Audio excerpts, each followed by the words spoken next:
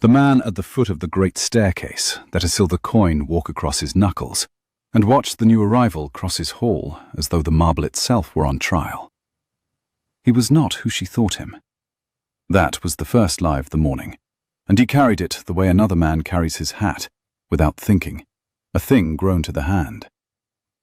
The candidate had been told there was a steward at Ashburn who would receive her, settle her terms, and judge whether she would suit. She had not been told that the steward in the indigo coat, leaning his broad shoulders against the cold newel post, with a coin sliding over his fingers, owned every stone she stood upon.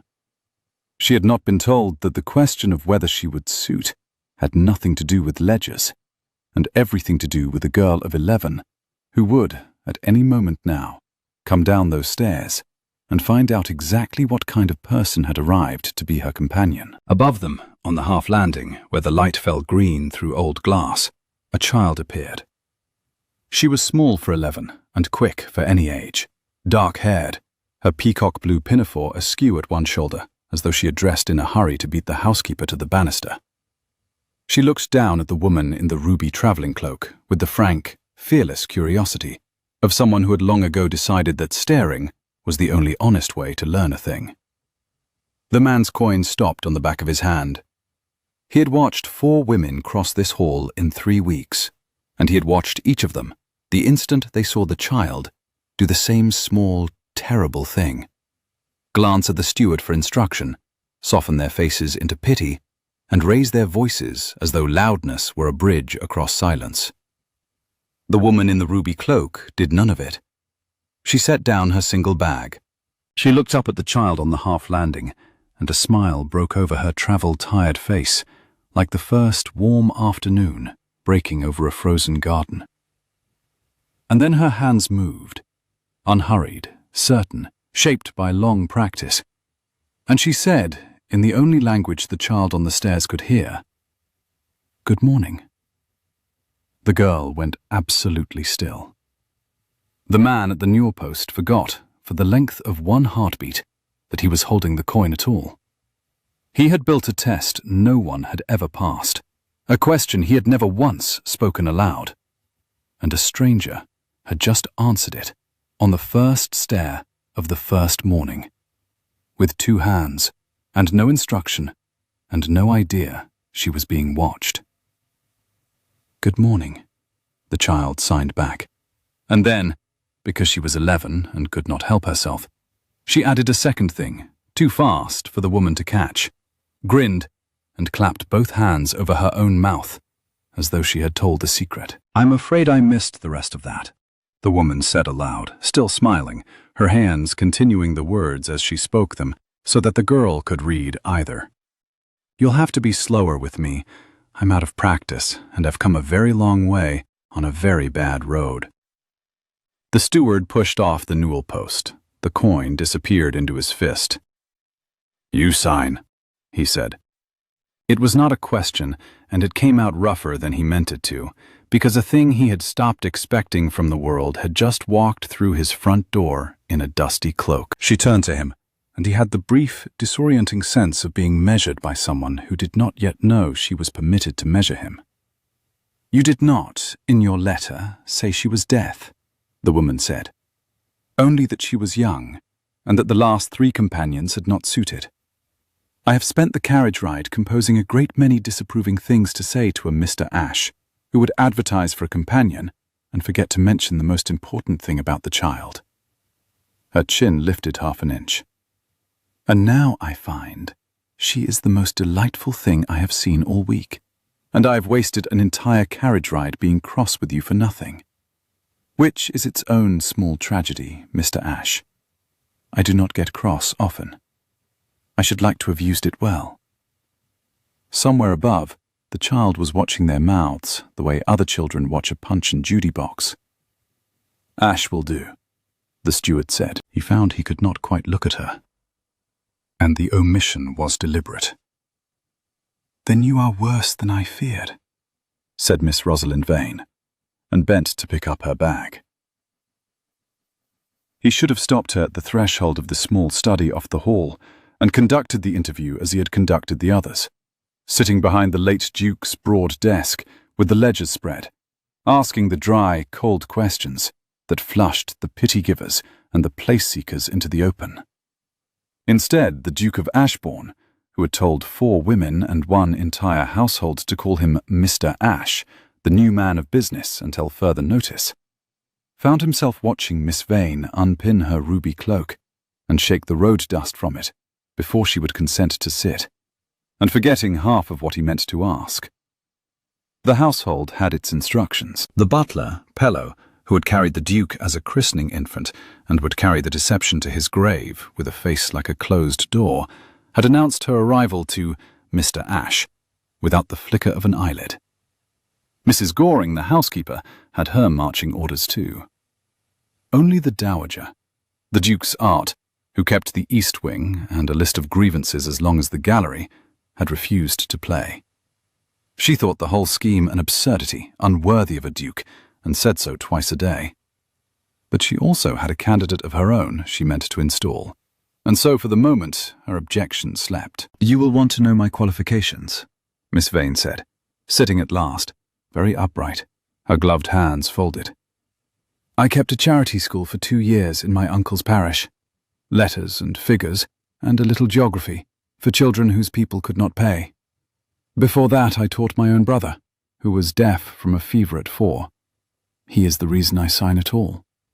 I learned it the way you learn to breathe in a house where someone you love cannot hear you, out of necessity, and then out of habit, and then because it was simply how we spoke." She paused. "He is gone now, so you need not fear I shall be forever leaving to visit him." The coin moved in the Duke's fist.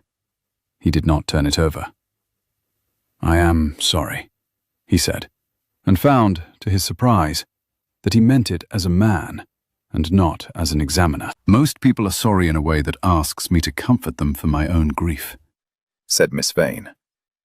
"You said it plainly and stopped. I noticed that, Mr. Ash. I notice it the way I notice when a person speaks to the child instead of to the wall above her head." Her hazel eyes came up. "You did not flinch when she signed. You did not look at me to see how I would take it. Most stewards would have." "I am not most stewards," said the Duke, with perfect, miserable honesty. "No," she agreed, studying his indigo coat, the breadth of him filling the small chair, the educated clip of his vowels that did not at all match a man who counted another man's grain. "No, I begin to think you are not."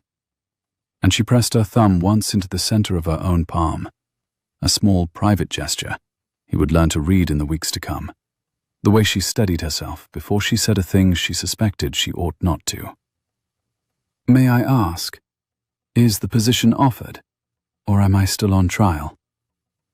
"You are hired," said the Duke of Ashbourne, before he had decided to say it, and watched her face open in a way that made him want, very badly, to tell her his own name. He did not. The girl's name was Clara, and within an hour Miss Vane had learned 3 things about her that the 4 previous companions had not learned in 3 combined weeks. The first was that Clara was not, as the Dowager liked to announce to dinner guests in a carrying voice, afflicted. She was 11, clever past her years, and bored to the marrow of her bones by a household that had decided silence meant she could not be reasoned with, only managed.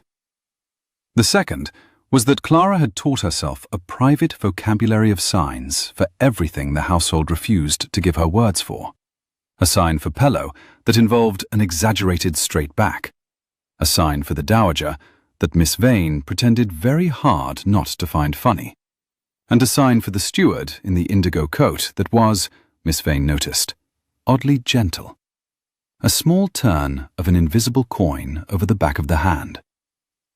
The third thing she learned was that Clara had been watching the front hall from the half landing, not by accident, but by appointment with herself. The child had decided to see the new woman's face before the new woman could arrange it into the careful, sorry shape they all arranged it into. And she explained this to Miss Vane with the grave satisfaction of a small general describing a well-laid ambush.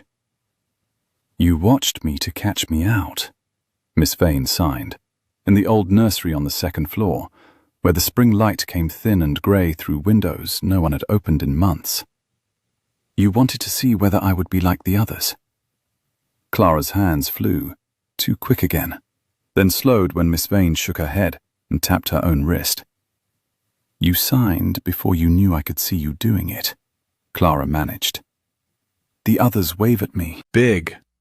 She mimed a vast, slow, idiot wave, the sort one gives across a field to a deaf person, assumed also to be blind, and possibly a horse. You said good morning like I was a person. You are a person, Miss Vane signed.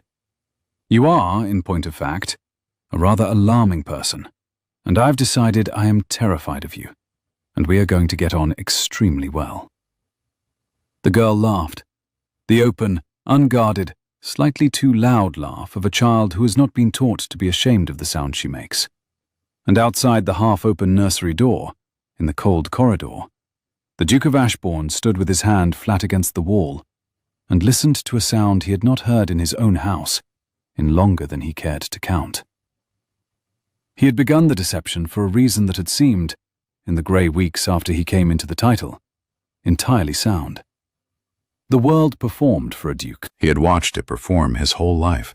The bowing, the agreeing, the laughing at jokes that were not funny, the soft, flattering lies that closed around a peer like water around a thrown stone.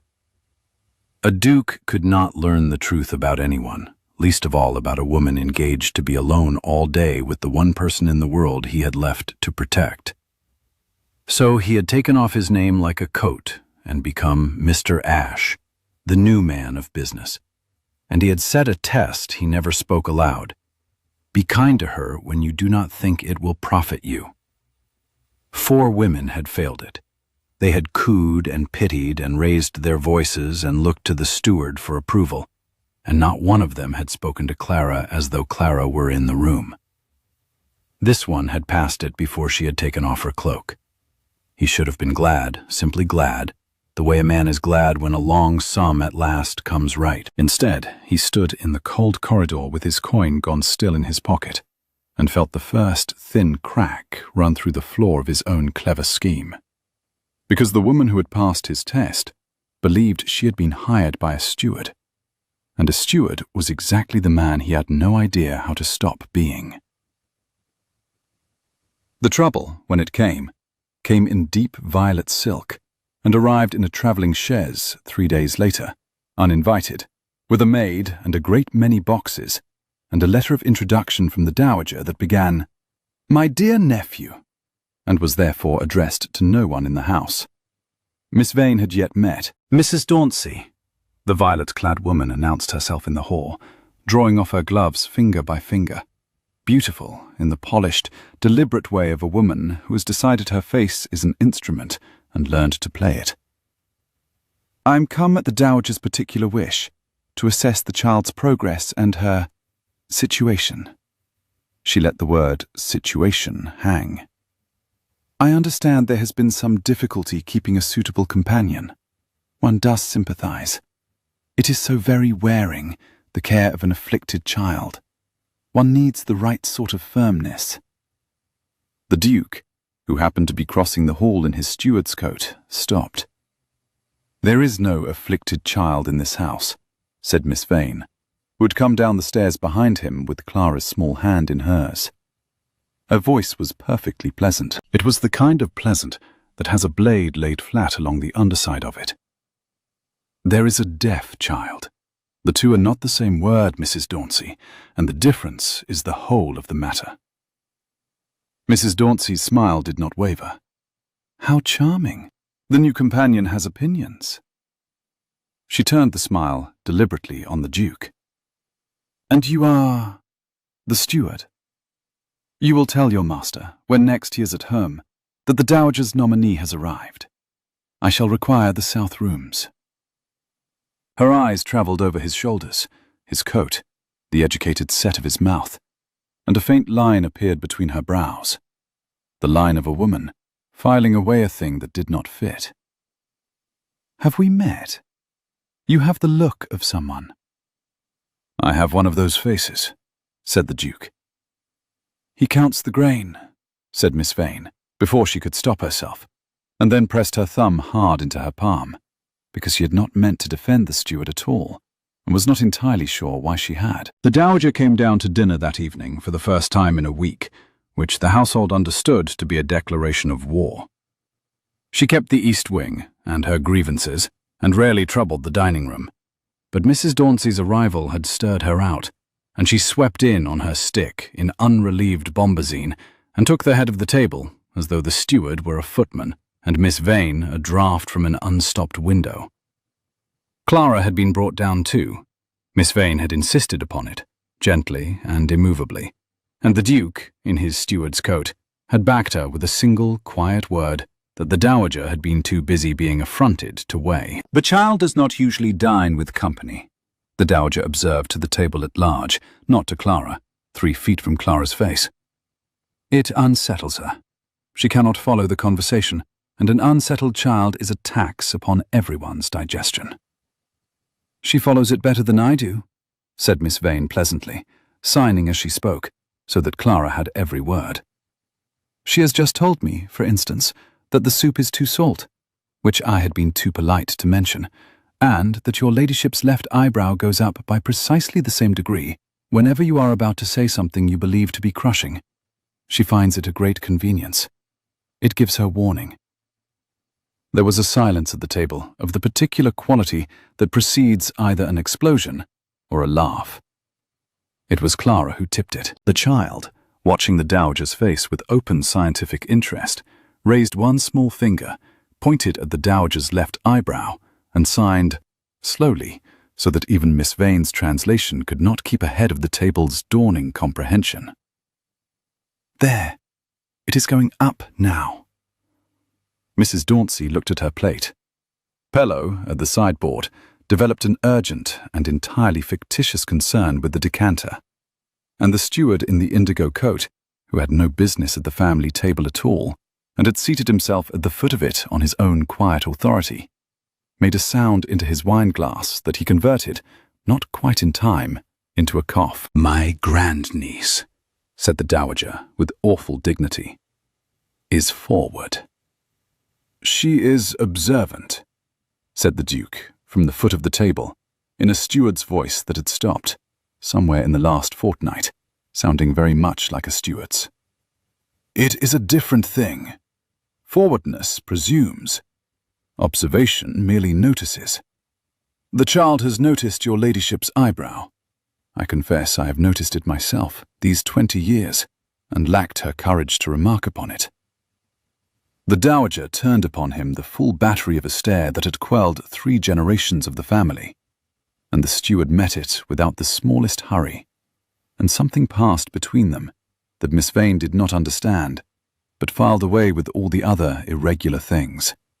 For the Dowager, who would brook insolence from no servant living, brooked his, and looked away first, and called sharply for the next course, and the war, for that evening, went to the deaf child and the man who counted grain. But Miss Vane saw the Dowager's hand, going up under cover of the conversation to touch a small brooch at her throat, a mourning brooch, plaited hair under glass, a thing kept close to the heart of a woman who let no one close to anything. And she thought, there is a grief in that one too, and it has gone hard, the way grief does when no one ever signs good morning to it. And she was, for one unwilling moment, almost sorry for the dragon at the head of the table. That night, after Clara was abed and the house had gone to its small, clicking, ticking, settling sounds, Miss Vane found Mr. Ashe in the disused music room at the end of the long gallery, where she had not expected to find anyone, sitting in the dark with a single candle and the silver coin walking over his knuckles. "You did not tell me there was to be an inspection," she said from the doorway. "I did not know," he said, which was true and felt like a lie, because he knew a great many other things he was not telling her. She came in, the candle through his shoulders enormous against the wall, against the pale rectangles where pictures had once hung and been taken down. "She frightened Clara today," Miss Vane said. "Not by raising her voice, By the opposite. By talking past her, very softly, to me. Does she understand what is said of her, do you suppose? 3 feet from the child's face, as though deafness were a kind of dimness. Her jaw was tight. Clara understood every word. She reads lips better than half the hearing people in this house read print. She went up to bed without her supper, and she signed to me, "I am not the thing they think I am." And I have spent 2 hours being angry, Mr. Ashe, and I do not know who to be angry at, because the woman is the dowager's choice, and I am nobody. "You are not nobody," said the Duke.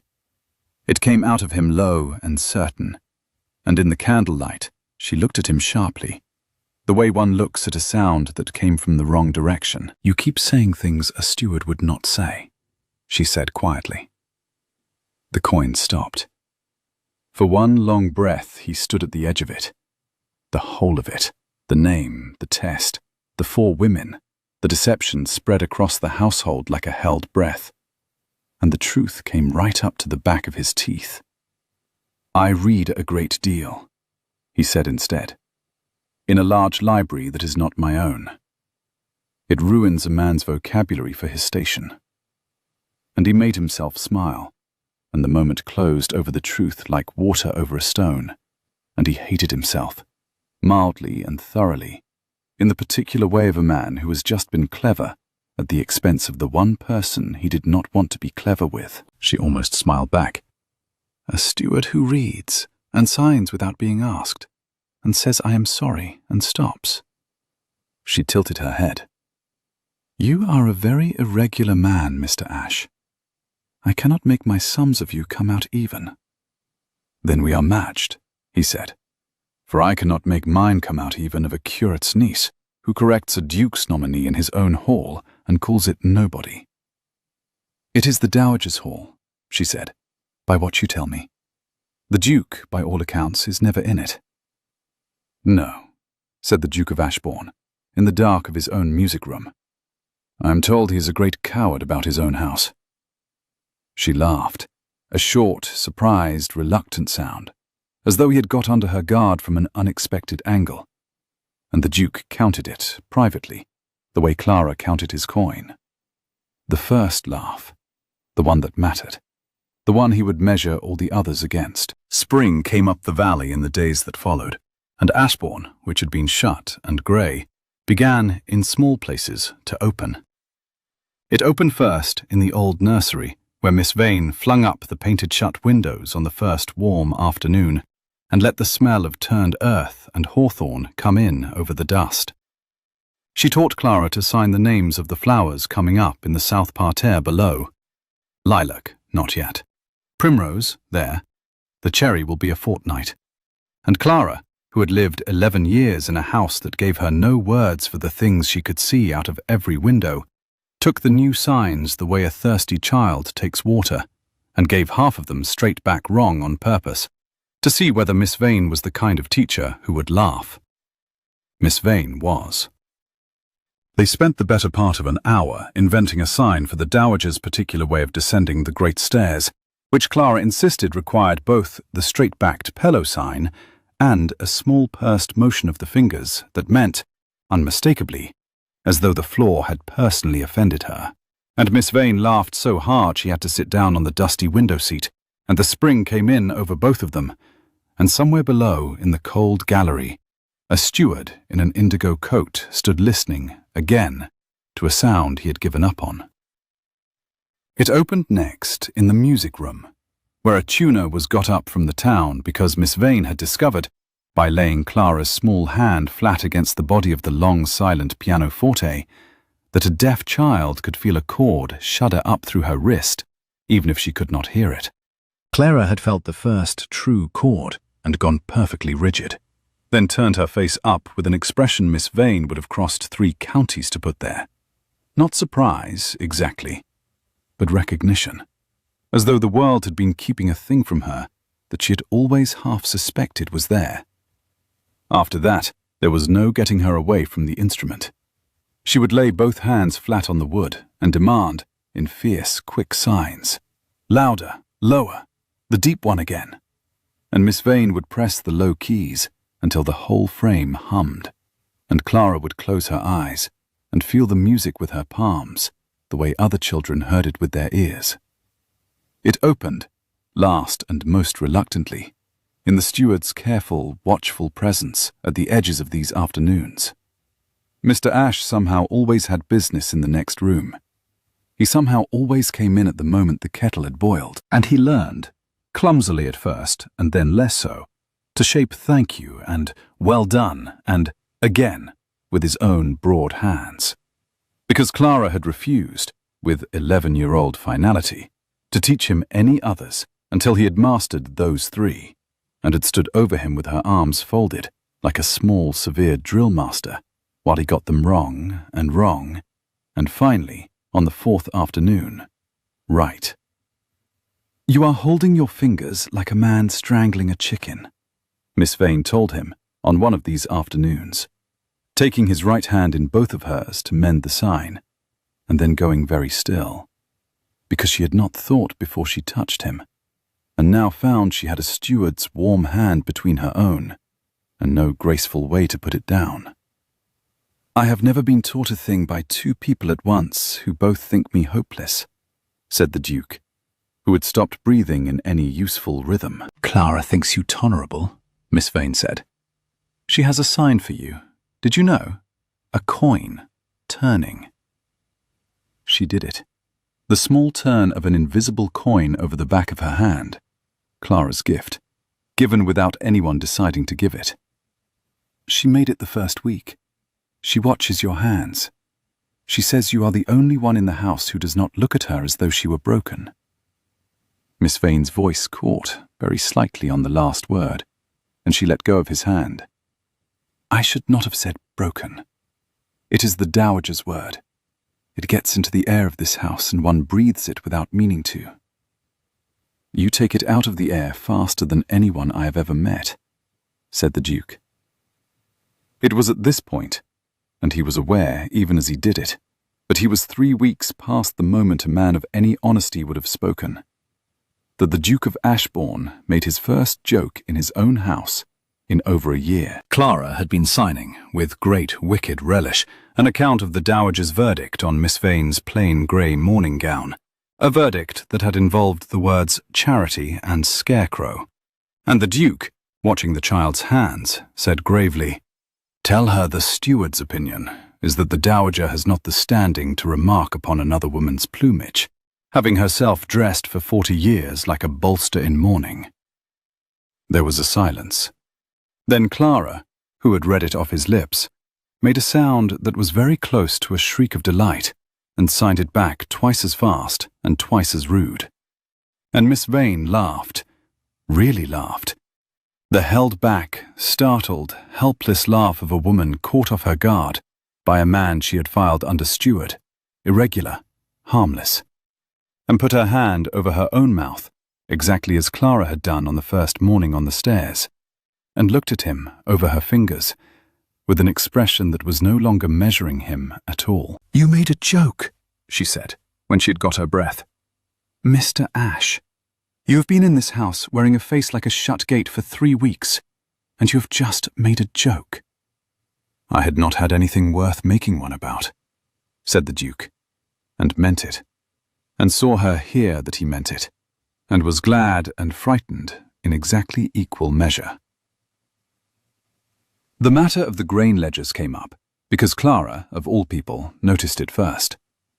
The child had a habit of sitting in the estate office of an afternoon, while the steward pretended to work, perched on the broad windowsill with her feet tucked under her, watching hands, for Clara read the world through hands, and a man's hands at a column of figures told her things his face did not. She had been watching the understeward, a soft-spoken man named Renton, who came up twice a week from the lower farms, and one afternoon she slid down off the sill, crossed to Miss Vane, and signed, with the absolute certainty of a child who has decided a thing. "That man lies with his fingers. He puts his thumb over the bottom of the page when the Duke's man looks." Miss Vane, who had been mending a sign with the Duke, and had a steward's warm hand between her own at that precise and inconvenient moment, very nearly missed it. "She says Renton covers the bottom of the ledger when you read over his shoulder," she translated, letting go of the hand with rather more haste than grace. Does that mean anything to you, Mr. Ashe?" The coin stopped moving over the Duke's knuckles. It meant, as it turned out, a great deal. 3 days later, for the Duke would not move on a child's reading of a man's thumb without proof, and Miss Vane respected him the more for it, the two of them sat in the music room after Clara was abed, with 2 years of grain accounts spread between them on the closed pianoforte and a single branch of candles burning down. And they found it together. Miss Vane had the charity school mistress's eye for a sum that did not want to be checked, and the Duke had the figures in his own head from boyhood, and between the two of them, somewhere past 11 o'clock, the false bottom of Renton's tidy columns gave way. "There," said Miss Vane, laying one ink-stained finger on a figure. "He carries the Michaelmas surplus forward every year and skims the difference before it reaches the page the Duke's man initials. It is small. It is patient. It would never be caught by a man reading once a quarter over his shoulder." She looked up. The candlelight was warm on the side of her face, on the auburn of her hair come loose from its pins. And the Duke discovered he had been watching her work the sum for some minutes, without remembering a single figure of it. A clever man would have stopped at 1 bad year. He has done it for 6. That is not cleverness. That is appetite. "You found in 2 evenings," said the Duke slowly, "what my father's whole estate office missed for 6 years. I kept a charity school on £40 a year, and the goodwill of a parish that begrudged every shilling of it," said Miss Vane. "I can find a farthing missing from across a county in the dark. It is not a gift, Mr. Ashe. It is poverty, made into a skill, because the alternative was children without their dinner." She set down the pen. "You will turn him off?" "I will do better than turn him off. I will pay back what he took to the farms he took it from, with the figures you have just found, laid open so the men can see it was theirs." The Duke's voice had gone low and certain again, the steward gone out of it. "They have been short a Michaelmas surplus for 6 years, and called it a hard county. It was not a hard county. It was a soft thief. They will know the difference by Lady Day." Miss Vane looked at him a long moment across the spread ledgers and the burning down candles. "You keep doing that," she said. "A steward would have pocketed the gratitude of catching it and let his master pay it back as charity. You speak of it as a thing owed, as though the men on those farms were people you had wronged by not noticing sooner." She tilted her head, working a sum of her own that would not come out even. "It is the most irregular thing about you, Mr. Ashe, and I have catalogued a great many. You speak of this house as though it were your fault." For one long, candlelit breath, he was on the very edge of it again, the whole of it, the name behind his teeth. Their hands had come to rest near one another on the closed lid of the pianoforte, his broad and ink-marked, hers slim and stained the same, close enough that the warmth of one reached the other across half an inch of cold, polished wood. "Perhaps," said the Duke, "I am simply a steward who takes his master's house too much to heart." And he did not move his hand, and neither did she. And for the length of 3 slow heartbeats, the half-inch of cold wood between them was the loudest thing in the room. Then a log shifted in the grate, and the spell of it broke, and Miss Vane drew her hand back and began, very busily, to gather the ledgers. But she pressed her thumb once, hard, into her own palm as she did it, and the Duke, who had learned to read that gesture, knew that she had felt the half-inch too, and was steadying herself against it. And the knowledge undid him more thoroughly than any confession could have. She saw the deep violet woman unguarded only once, and it was an accident, and she never spoke of it. It was very early, the second morning after the dinner, the corridors still grey and the house not yet up. Miss Vane had come down for water for Clara's wash jug, and past the open door of the south sitting room Mrs. Dauncey had claimed. And there, in the thin, cold light, was Mrs. Dauncey. Not playing any instrument, not arranging her face for anyone, because she did not know she was seen. She sat at the small writing table by the window, with her hair still down, and a thing held flat in her two hands, looking at it. A miniature, Miss Vane thought. Watercolour on ivory, a young man's painted face, and the violet woman's thumb moved across it, slowly, over and over, the way one moves a thumb across a thing one has long ago stopped seeing and cannot stop touching. There was no triumph in her, and no cruelty, and no firm sort of suitability at all. There was only a woman, alone, in a borrowed room, with the morning cold on her shoulders, holding a face she would not put down. Miss Vane stood at the threshold for the length of one breath. Then she stepped back, soundless, and walked on with the water jug, and let the deep violet woman keep her one unwatched moment, because she of all people knew what it cost to be seen grieving by someone who had not earned the right.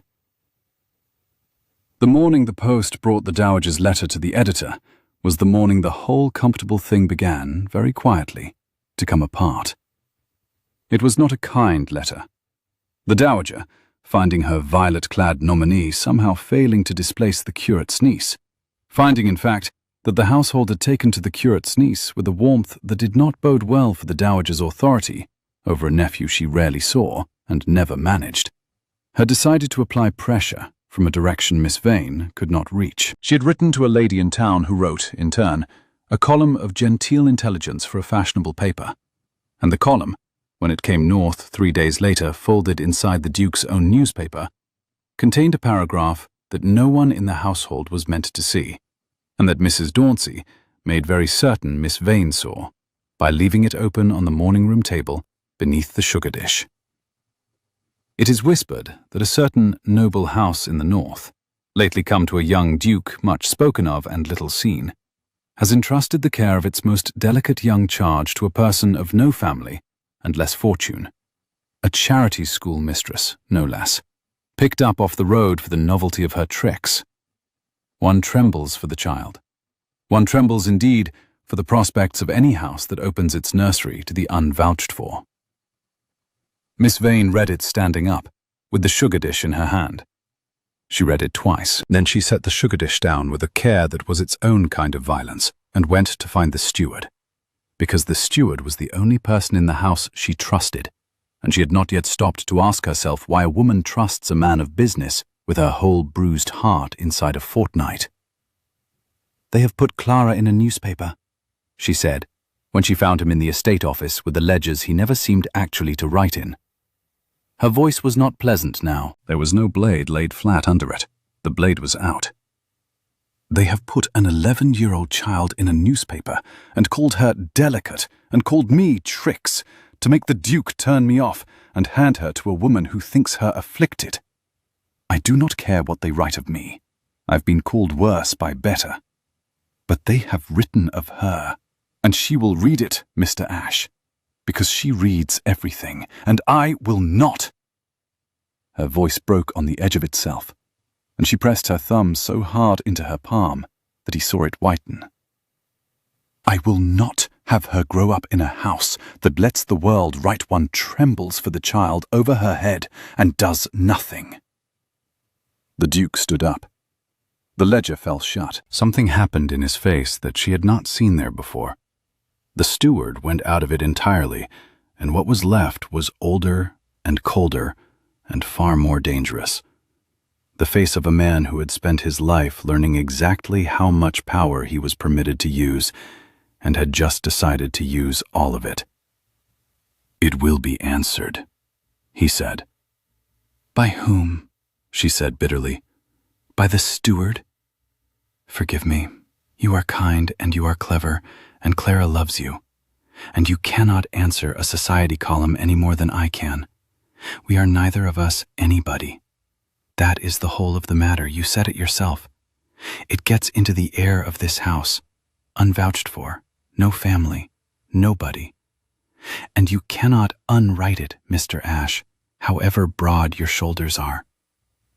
She turned for the door, blind with it. "I'm going up to her before that woman shows it to her first." "Rosalind." She stopped. He had never used her name. A steward did not. The single word landed in the office like the chime of a clock striking an hour no one had expected. And she turned and found him standing very straight in his plain coat, with the silver coin clenched white in his fist, looking at her as though he were standing at the edge of something, with the ground already gone. "It will be answered," he said again, low, "because the house it speaks of is mine, and the child it pities is my sister, and the duke it says is much spoken of and little seen, is standing in front of you in a steward's coat, and has been, like a coward, for 21 days. The silence after it had a texture. She could feel it on her skin.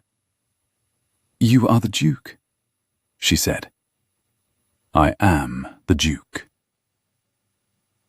She did not faint, or weep, or do any of the soft, astonished things a different woman might have done. She went, instead, the colour of the morning frost, and she set her hand flat on the back of the nearest chair, the way a sailor sets a hand to a mast, not for comfort, but against capsizing. And when she spoke, her voice had gone very quiet and very level, which he would come to learn was the most frightening thing she could do with it. "How long," she said, "have you been watching me?" "Since you crossed the hall." "You watched me with Clara?" It was not a question. She was working it out aloud, and every word of it landed on him like a stone laid carefully on a wall. "On the stairs, the first morning. You stood by the post with your coin, and you watched me to see what I would do when I saw her, whether I would pity her, or talk past her, or look to you for instruction." Her eyes came up, and there was something terrible in them, the worse for being so steady. "It was a test, the whole of it. The 4 who came before me, the ones who did not suit, they did not fail a steward's questions. They failed you. You set them a test they did not know they were sitting, and you sat in judgment over how they treated a child, in disguise, for sport." "Not sport." He came round the desk. "Rosalind, Miss Vane, never sport. I came into the title last autumn, and I found a household that had spent 6 years deciding my sister was a tragedy to be managed, and 4 candidates a year who said all the right things to the Duke and all the cruel ones to the girl, the moment they thought no one of consequence was listening. I could not learn the truth of anyone as the Duke. The world performs for a Duke. I took the name off so that someone, somewhere, might be kind to her when they thought it would not profit them." "And one was," said Miss Vane. "And one was." "And you let her go on believing she had been hired by a steward," she said, "for 21 days, while she taught your fingers to say well done and laughed at your jokes, and trusted you with the only thing in this house she has to give, which is the truth of how she feels. Because she thought you were nobody too, and nobody is safe, Your Grace. Nobody is the only safe thing there is." Her voice did not rise. It went, if anything, softer, and that was worse. "You did not test me. You deceived me. There is a word for a man who watches a woman be her truest self because she believes herself unobserved, and the word is not steward, and it is not clever. And I taught my brother every word in the language, and I will not say that one to you in this room." She pressed her thumb into her palm until it hurt, and held herself upright by the back of the chair, and made herself say the last of it. "You wanted to know how I would treat Clara when I thought no one important was watching," she said. "Now I know how you treat people when you think you can take your name off and set it down whenever it costs you nothing. You let me fall. She stopped. Her jaw worked. The word she would not say sat in the air between them, unspoken, and far more present for it. I came to be honest in a house of strangers. You were the one stranger I was honest with, and you were lying the entire time. She turned and went up to find Clara, and the Duke of Ashbourne stood alone in the office, with the unwritten ledgers and the cold spring light, holding a silver coin so hard the edge of it had cut a thin line across his palm, and understood, far too late, that he had built a test to catch the cruel, and had caught, instead, only himself. What the column had not reckoned with, what the Dowager had not reckoned with, and Mrs. Dauncey least of all, was Clara. She had read the paper. Of course she had read the paper. Miss Vane had been right about that, as she was right about most things concerning the child. Mrs. Dauncey had seen to it, in fact, that the page lay open in the schoolroom that afternoon, folded to the cruel paragraph, with a little note in violet ink atop it, in a hand a clever child could puzzle out. You see how the world speaks of you. Better the firm care of one who understands such cases than the petting of a stranger who will leave. It was meant, Miss Vane understood when she found the child standing over it, to do two things at once: to frighten Clara into the Dowager's camp, and to drive the wedge of "she will leave" between the child and the only companion who had ever signed good morning to her on a staircase. It did neither. Clara was not crying. That was the thing Miss Vane would carry afterward. That she came into the schoolroom braced for a weeping child and found instead a furious one. An 11-year-old standing very straight with her chin up, exactly as Miss Vane stood when the blade came out, holding the violet note in one fist. They wrote that I am delicate, Clara signed, fast and hard and perfectly clear. They wrote, one trembles for the child. I am not a thing to tremble for. She thrust the note out. And she, a vicious economical sign for Mrs. Dauncey, she wrote, you will leave. Will you leave? No, signed Miss Vane, and knelt, so their faces were level, the way she had knelt to her brother 100 times in a kitchen long ago. I will not leave you.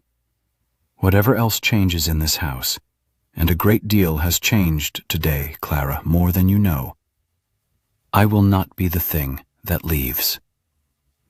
Good, Clara signed, and then, with the devastating directness of a child, was decided the time for being managed is over. Then we will answer them. Answer them how, dearest? The girl's hands moved, and what they shaped made Miss Vane sit back on her heels. Because Clara had been in this house all her short life. Clara knew, in the bone-deep way of a child who reads every lip and misses nothing, exactly who lived in the great shut rooms, and rode out alone at dawn, and had lately taken to coming into nurseries in a steward's coat to learn how to say well done.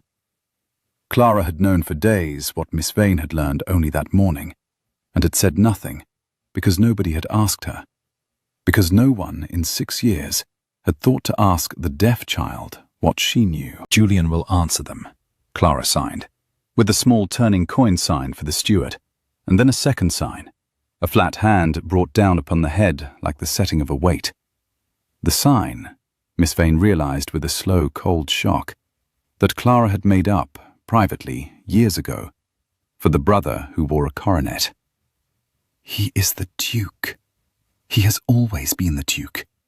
He lets you think otherwise because he is frightened of being loved for the wrong thing. The hands paused. He is not frightened of much, but he is frightened of that. A pause, and then with a child's terrible mercy. You should be angry with him, but you should let him answer them first. He answered them in person, which is to say he stopped being a coward in the only way that costs a man anything, publicly, on ground of his own choosing, where the people who had done the harm would have to watch him undo it with his own hand. The Dowager held a spring assembly at the end of that week, a long-promised affair, the first opening of the great rooms since the old Duke's death. The whole of the county come up the valley in carriages to see at last the young Duke of Ashbourne, who was much spoken of and little seen. She had planned it as her triumph. The nephew finally produced, the suitable Mrs. Dauncey at his elbow in deep violet. The curate's niece kept firmly upstairs with the afflicted child. The proper order of the world restored to its proper grooves. She had reckoned without her nephew, who had spent 21 days learning, in a steward's coat, exactly what his name was for.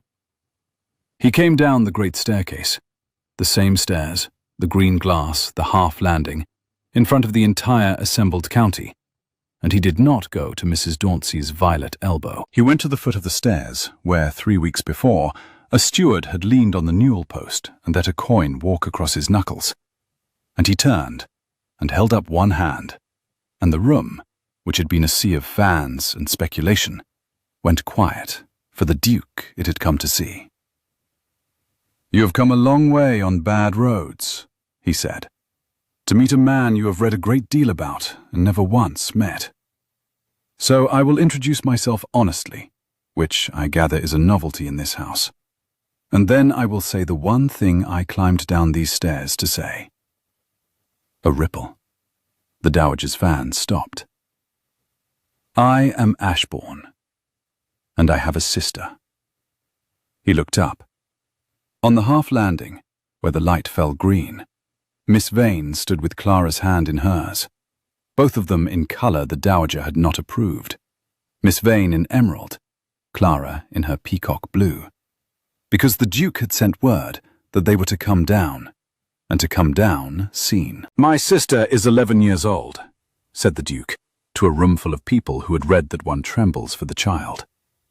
"She is the cleverest person in this house, which, I grant, is a low bar in present company, but she would clear a high one. She is deaf.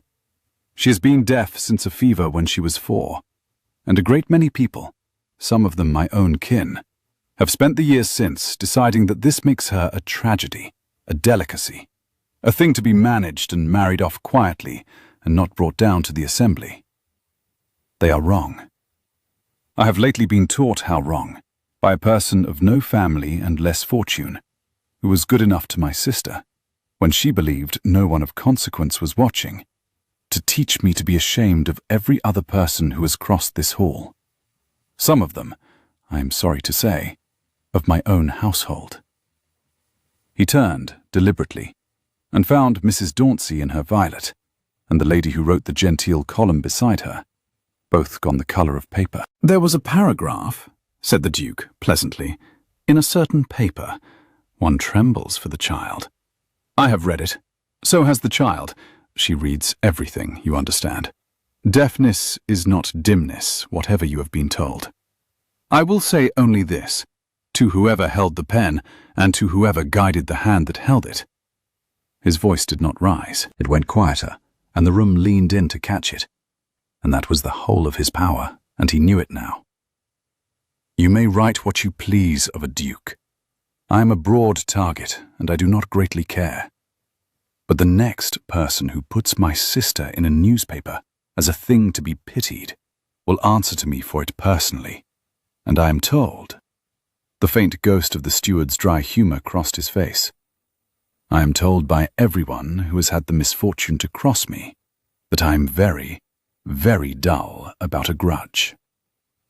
And then, because he had learnt this too, in a cold nursery from an 11-year-old who would teach him no other words until he had these, the Duke of Ashbourne lifted his hands in front of the entire county and signed, slowly, clearly, so that the only person in the room whose opinion he truly feared could read it off his hands and not his lips.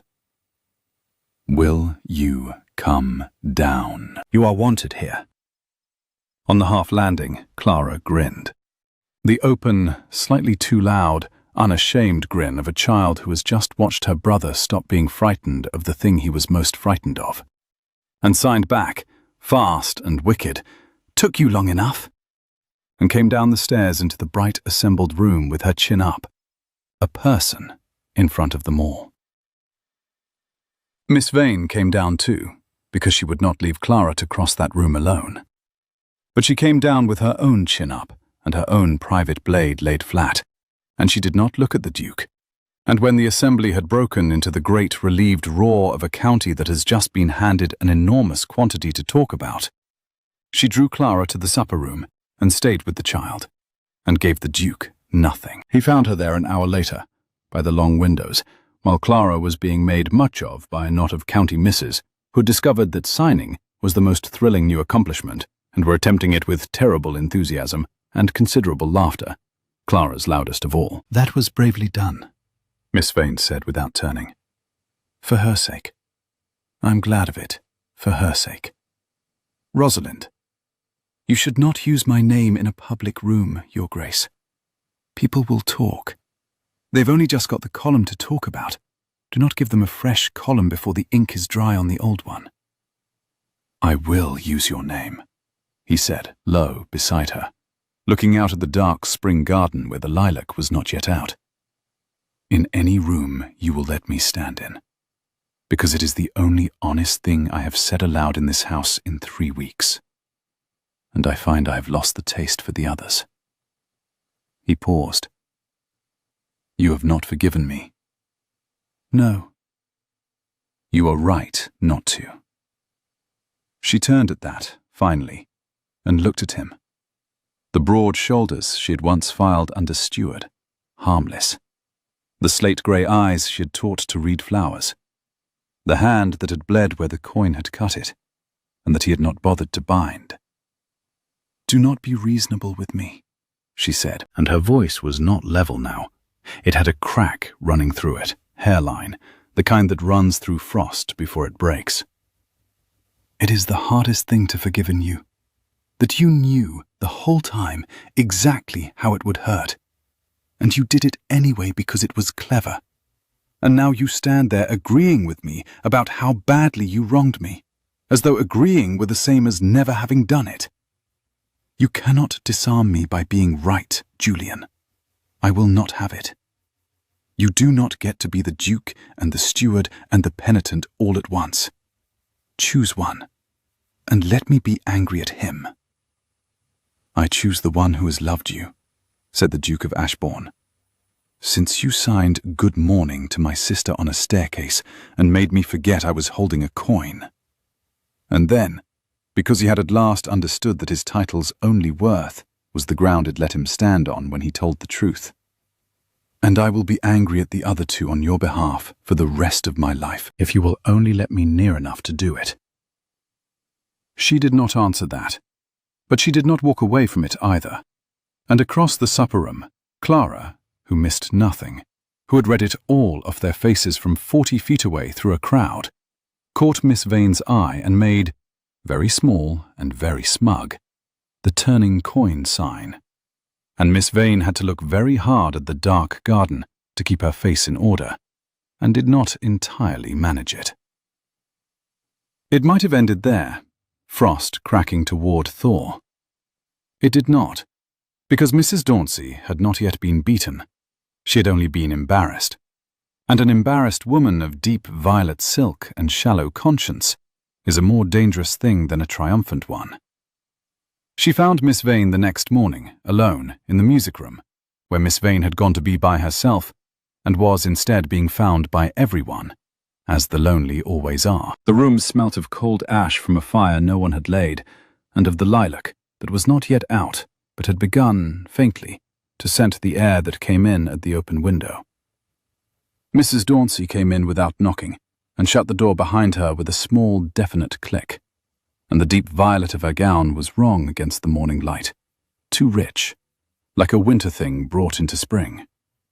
Her beautiful face was for once not playing any instrument at all. It was simply tired, the powder gone thin at the temples, and that was the first true thing Miss Vane had ever seen in it. "You think you have won," Mrs. Dauncey said. "I think nothing of the kind," said Miss Vane. "I think a child was put in a newspaper, and a man came down a staircase. Winning did not enter into it. "He will tire of you." Mrs. Dauncey crossed to the window, and her voice, stripped of its performance, was flat and oddly young. "They tire of the novel ones. The clever curate's niece who signs. It is charming now. It is a fresh thing. It makes him feel he has rescued someone. But a duke marries his own kind in the end, Miss Vane. I have spent 6 years learning that lesson in houses exactly like this one. And I have the column writer's goodwill and the dowager's letter, and a face that has not yet failed me. And I am still standing in a music room, being beaten by a woman who arrived on the public coach. So you will forgive me if I do not believe in your happy ending. I have been promised a great many. None of them came." And Miss Vane, who had come downstairs furious and armoured, looked at the other woman standing at the window, with the morning light hard on her tired face, and felt the blade in her own hand go heavy and useless, because she could not, in the end, stab a thing that was already bleeding. "What did they promise you?" Miss Vane asked quietly. Mrs. Dauncey did not answer, but her hand had gone, without her seeming to know it, to the throat of her gown, to a thin chain there, and she drew up from inside the violet silk a small thing on the end of it, a miniature, watercolour on ivory, a young man's painted face, the thumb of her free hand moving across it the way one moves a thumb across a thing one has forgotten one is touching. She caught Miss Vane watching, and let it fall back, and her face closed like a gate. "Nothing that concerns you," she said, and went out. Miss Vane stayed where she was a long time.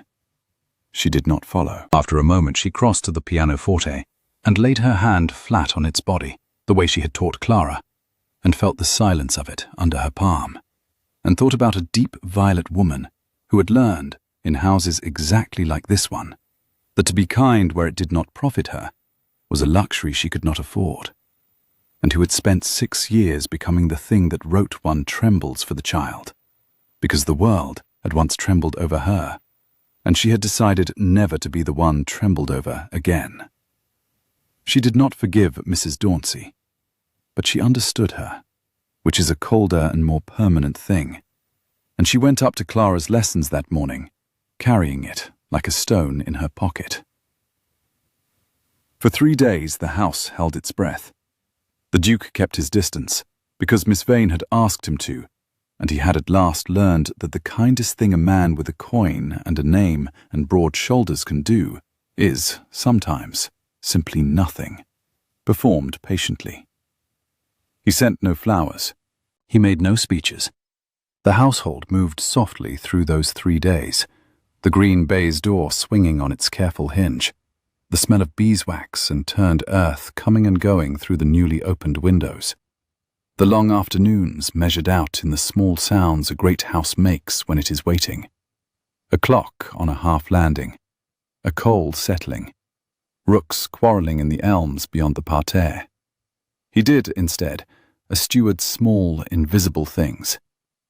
He had the painted shut windows of the whole second floor unstuck, so the spring could come into the nursery wing freely, and the rooms that had smelt of dust and disuse for 6 years smelt now of hawthorn and cut grass, and the wood smoke that drifted up from the stable yard of an evening. He had the music room's pictures, which had been taken down in the grey months and stacked in an attic, brought down and rehung, so that the pale rectangles on the walls filled again with faces, and the room that had held only a candle and a silver coin held now a whole family's worth of watching eyes. And he had a master sent up from town who knew the finger alphabet, not for Clara, who needed no master, but for the household, for Pello and Mrs. Goring, and the footman and the undermaids, so that the deaf child in the great house need never again live among people who could not say good morning to her. Miss Vane found this out by accident, coming upon a footman in the corridor laboriously spelling C-L-A-R-A on his fingers under his breath, getting it wrong and trying again. She went and stood in the doorway of the estate office, where the Duke sat among his unwritten ledgers, and she did not come in. You taught the footman to sign, she said. Badly, he said, not looking up. It will take months. Young Tom in the stable yard has a gift for it, and the rest are hopeless. But she will grow up in a house where the walls speak to her, or I will know the reason why. It seemed. He stopped and turned the coin over once and set it down. It seemed the only thing I had any right to do, while you were busy not forgiving me. I could not court you. I could not very well send the steward, and the Duke is not welcome. So I taught the footman the alphabet instead, and waited, and tried to be a man who deserved the thing I am not going to ask you for again, until you tell me I may. Miss Vane came in then, and shut the door, which was its own kind of answer, and the silver coin sat on the ledger between them. My brother's name was Tom, she said, like your stable boy. He was deaf from a fever at 4, the same as Clara, and I was 9, and our parents were good people who loved him and never learned to say a single word to him with their hands, because it was a great deal of trouble, and he managed, they said. He managed wonderfully. She turned the chain of thought over carefully, the way one turns a thing that still has an edge. He spent his whole life in a house full of people who loved him and could not speak to him. And he was lost to us at 19, in a hard winter, having had 9 real conversations in his life, all of them with me. Her voice was steady, because she had decided it would be. 9. I counted them afterward. I had a great deal of time afterward to count things. I came to this house to teach a deaf child her letters and earn an honest wage, she went on. And I found a girl who had been managed exactly the way Tom was managed, in a house exactly as loving and exactly as silent. And I thought, I cannot give Tom back his 9 conversations, but I can be the hands this one is spoken to with. That is all I wanted, Julian. Not a duke. I did not come here for a duke. I came here so that one deaf child somewhere would not grow up counting. The Duke had gone very still. And now there is a footman in the corridor, he said, spelling her name. Badly, said Miss Vane. Badly, he agreed. You did the one thing, she said, and her voice cracked at last, all the way through, the frost going over into water. The one single thing you could have done that I cannot be angry at. You did not buy me off, or charm me, or out-argue me. You went and taught your footman to say good morning to your sister. For her, not for me. You did not even mean for me to find out. And I cannot. She pressed her thumb into her palm and gave up, and let her hand fall open. I have been trying for a fortnight to keep you the man who watched me from the newel post, because he was a safe thing to be angry at. And you keep being, instead, the man who unstuck the windows. I am both, said the Duke. I told you. You do not get to have only one. But I will spend the rest of a very long life being the second one, if the first one is forgiven. He is not forgiven, said Miss Vane. He is understood. It is colder, and it lasts longer, and it is the best I have. She looked at him across the silver coin. It will have to be enough to be going on with.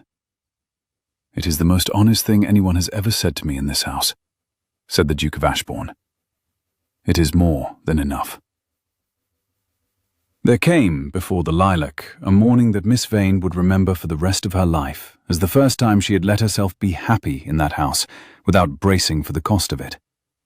It was an early one, before the household was properly up. She had come down to the music room for the quiet of it and found the Duke already there, in his shirt-sleeves, with no steward's coat at all, coaxing a fire in the grate that had no business going out in May, and Clara, cross-legged on the hearthrug, in her nightgown and a shawl, refusing to go back to bed, signing furious demands for him to make the deep chord again before breakfast. She has appointed herself my conductor, the Duke said, not turning round, his hands going clumsily through not yet, the fire first, and getting the fire eats by mistake, which made Clara collapse sideways, laughing. I cannot make her understand that a man may want his coffee before he becomes an orchestra. You signed that the fire was eating, said Miss Vane, and could not keep the smile out of it. I signed what I felt. It is eating. I have fed it half the morning room's coal, and it gives me back nothing but smoke and a very superior child. He sat back on his heels and looked up at her, and the early light was on him, and for a moment there was no duke and no steward in the room at all. Only a young man with smudged shirt sleeves and a banked fire, and his small sister, and the woman he had told the truth to, and the whole great house quiet around them, and, for once, not waiting for anything. She came and sat on the window seat, and Clara migrated promptly to lean against her knee, and the Duke got the deep chord going at last, with one hand reached up backward to the keys, and the three of them stayed there as the sun came up the valley and turned the parterre gold. And nobody said a single important thing, and it was the best hour any of them had had in years. When the lilac comes out, Miss Vane signed to Clara, idly.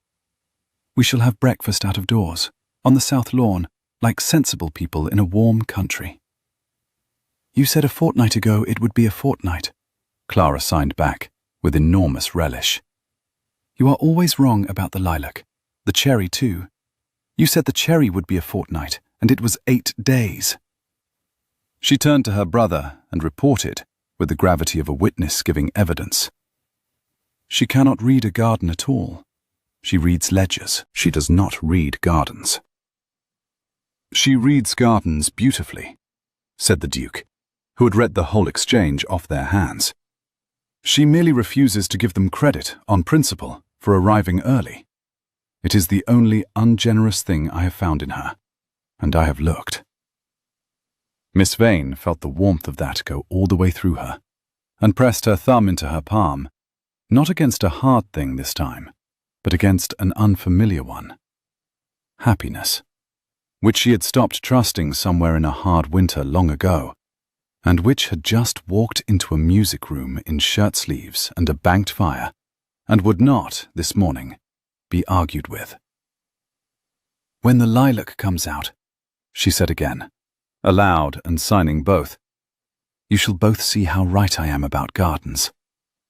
And neither of them believed her in the slightest. And it was, she thought, the most married hour she had ever spent with a man she had not married. And she let herself, just this once, not count the cost of it. He asked her in the south parterre, on the first afternoon the lilac came out, which was the afternoon she had told Clara a fortnight before that it would not, and had been wrong by 3 days, and Clara had not let her forget it. He did not do it grandly. He had learned by then that grandeur was the steward's coat in reverse, a costume worn to keep the truth at a safe distance, and he had no more use for it. He simply walked with her along the gravel that was warm under the spring sun, with Clara running ahead to the lilacs and signing back over her shoulder a running commentary that they both pretended not to read. And at the turn of the path he stopped, and took the silver coin out of his pocket, and held it out on his open palm, where the old cut had healed to a thin white line. Clara's sign for me is a coin, turning, he said. Did you ever ask her why? She said you were the only one in the house who did not look at her as though she were broken. That is the kind half. The other half is this. He turned it over once, slowly, the old habit, and stopped it. My father gave it to me the year before we lost him. He told me that a duke is only ever one of 2 things to the people around him: a coin to be got, or a man to be known. And that the whole trick of a life is finding the one person who wants the second when they could have had the first. He held it out further. I took my name off because I had given up believing that person existed. And then you signed good morning to a child you thought belonged to nobody. And I stood at the newel post with this in my hand, and watched the thing I had stopped believing in walk across my hall in a ruby cloak. His grey eyes did not leave her face. "I'm not asking you to want the coin, Rosamond. I'm asking you to go on knowing the man for a very long time. As his wife, if you will have him, or as the most honest friend the worst-behaved duke in England ever did not deserve, if you will not. But I had to ask you in the lilacs, because you told Clara they would not be out, and I wanted you to be wrong about something for once where it did not matter, so that you might one day be brave enough to be wrong about me where it does." "I love you," said Miss Vane, who had spent a fortnight not saying it, and discovered, in the warm, lilac-smelling air, that she had run entirely out of reasons. "There, I have said it first, so that you cannot claim the title of bravest person in this garden, which you would lord over me insufferably. I love you. I came here for a deaf child, and I am leaving with the child and the footman and the unstuck windows, and the most exasperating man I have ever been lied to by. And I have made my peace with it, and I am going to be wrong about a great many things in your company for a very long time. And I expect you to be wrong about at least as many, beginning with the lilacs, which you said would wait for the asking, and which did not." Down the path, Clara, who had read every word of it off their hands and their faces, who had known before either of them, who had been signing "Good morning" into an empty house her whole short life, and had finally been answered, let out the open, slightly too loud, entirely unashamed laugh of a person, and threw a handful of lilac into the warm, bright air, and ran back up the gravel to claim them both. Mrs. Dauncey left Ashburn the week the banns were first read, but she did not leave the way she had come. She came to the morning room, where Miss Vane sat with Clara over the finger alphabet, and she carried a letter, and she laid it on the writing desk within Miss Vane's reach, and she stood while Miss Vane took it up and broke the seal and unfolded it and read. Because she had decided, it seemed, that this once she would do a thing in the open and watch it land. The letter was to the lady who wrote the genteel column, and it was short, and the line Miss Vane read aloud, because Clara was watching her lips and would want to know, ran: "I was the hand that guided yours in the matter of the child at Ashbourne. I withdraw it, wholly and with my name to it, and I ask that you print this retraction with the same prominence you gave the original injury." It was signed, in full, in a hand that did not waver: Felicia Dauncey. "It will cost you the Dowager's goodwill," said Miss Vane. "And the column writers, and your place in a dozen houses exactly like this one." "Yes," said Mrs. Dauncey. She did not perform it. Her face was simply tired, and, for the first time, unguarded. "I have been 6 years in houses exactly like this one, being the firm sort, the suitable sort, the sort who knows how such cases ought to be managed. I watched you arrive and sign good morning to a child on a staircase, and I have spent a fortnight hating you for it, and 3 days realizing that I hated you because you did, in one morning, with no profit to yourself, the single thing I had decided years ago I could not afford to do." She looked at Clara, and then, with great care and visible clumsiness, the deep violet woman raised her own hands and signed, badly, slowly, the footman's halting alphabet, plainly learned in secret in the last 3 days. "I am sorry." Clara watched her hands. Then the child looked at the signature on the letter and back at the woman's face, and signed, with an 11-year-old's unsentimental fairness, "You said it with your hands. That is the hardest way." "I saw that it was hard." She paused and added, because she was Clara, "Good morning is the easy one. You should learn that one next." Mrs. Dauncey made a sound that was half a laugh and half something else, and inclined her head to the child as one inclines it to a person, and went out.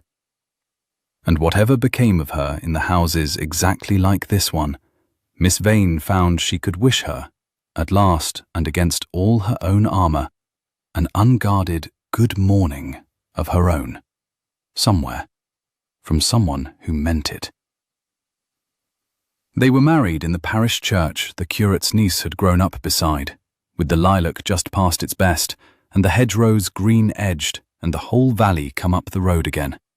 This time, Clara noted with satisfaction, on much better roads, the Duke having mended them as a wedding gift to the county, and an end to the bad road jokes Miss Vane had refused to stop making.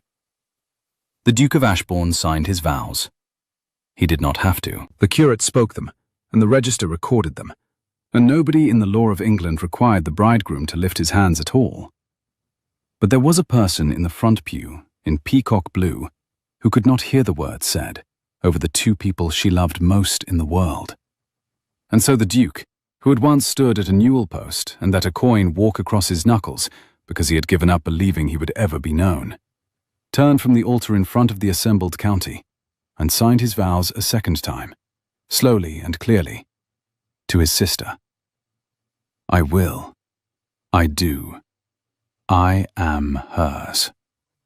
So that Clara should miss nothing of the best morning of his life. And Clara, 11 years old and the cleverest person in the church, and beautifully, unbrokenly, loudly herself, signed back the only verdict that had ever mattered in that house, the one she had given on a green-lit staircase to a stranger in a ruby cloak, who had answered her when no one else would. Good morning. It was, by then, the most important thing anyone in the family ever said. 6 months on, when the autumn came and the lilac was long gone to leaf, the new Duchess of Ashbourne kept a half-burned silver coin in the small drawer of the writing desk in the music room, where the pictures hung full on the walls again, and a deaf girl could feel the chords come up through her wrist.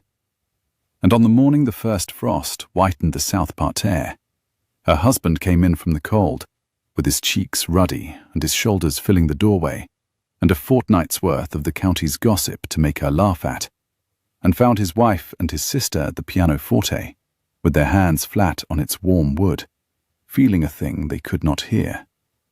He crossed to them and set the coin turning over his knuckles one last time where Clara could see it, and stopped it and put it away.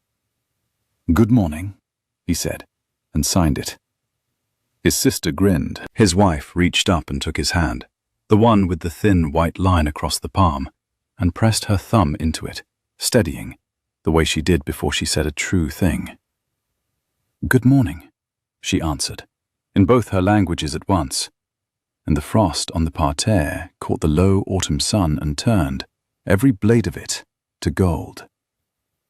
If you have ever met someone who saw the whole of you on the very first morning, before you had arranged your face, before you knew you were being watched, then you already know why Rosalind signed good morning to a child she thought belonged to nobody, and why a duke standing at a newel post fell in love with 2 hands and a stranger's kindness.